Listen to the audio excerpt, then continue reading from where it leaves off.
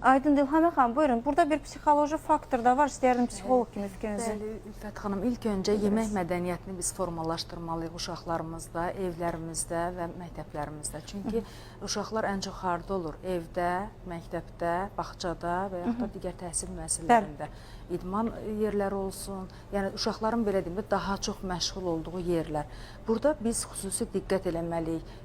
Biz daha çox nə istəyirik bu ölkə üçün, bu cəmiyyət üçün? Sağlam uşaqlarmı yetişdirmək istəyirik, yoxsa daha çox pul qazanmaq üçün hansısa üçüncü şirkətlərdən belə deyim də daha çox, çünki uşaqlar daha çox fast foodlara üstünlük verəcək. Təbii ki, əgər məktəbdə fast foodlar varsa, uşaqlar təbii ki, ondan istifadə edəcək, çünki zamanə uşaqlarıdır. Əgər biz buna bax, nəyə görə biz bunu məktəbdə istifadə edirik? Mən düzdür, biraz sərt səslənə bilər mənim fikrim, amma biz hamılıqla buna qarşı olmalıyıq ki, məktəbdə fast food tipli yeməklərin qarşısını alaq ki, uşaqlarımıza düzgün qidalanmağı göstərək. Çünki uşaqlar məktəbi nümunə bilirlər, müəllimləri nümunə bilirlər. Əgər məktəbdə daha çox meyvə tərəvəz məhsulları, sağlam ətlər, məsələn, süni yetişdirilmiş toyuqlar yox. Eybi yoxdur, uşaq bir tikə yesin o əti, çox olmasın. Çünki onun heç faydası da yoxdur. O süni şəkildə yetişdirilmiş hansısa o toyuq məhsullarını küllü miqdarda istifadəsi də təbii ki, bu digər problemlərə gətirib çıxardacaq, artıq piyələnmələrə gətirib çıxardacaq və s.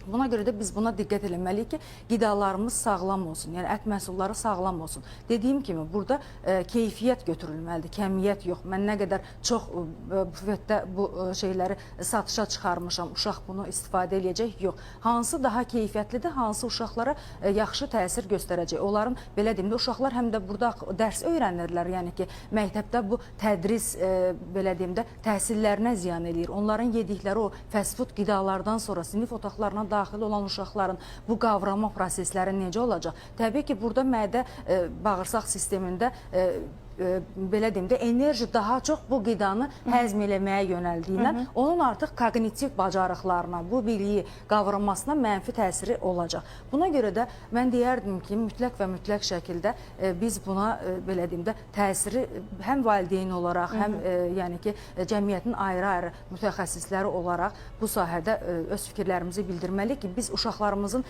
gələcəyini sual işarəsi altına qoymuyor. Çünki onlar uşaqdır. Təbii ki, fast foodu gördü məktəbdə, onu yeyəcək. Burada yazıq valideynlər də qalır belə. Çünki o evdə uşağına qida qoyur ki, məsələn, sən bunu ye, uşaq da gedir, adı üstündə uşaqdır. Təbii ki, onun iyi gələcək, qoxusu gələcək, o da məktəbdəki qida ilə qidalanmaq istəyəcək. Amma uşaq görəndə ki, məktəbdəki qida da elə anamın pişirdiyi qidalara yaxın qidalardır, onda düşünəcək ki, hə,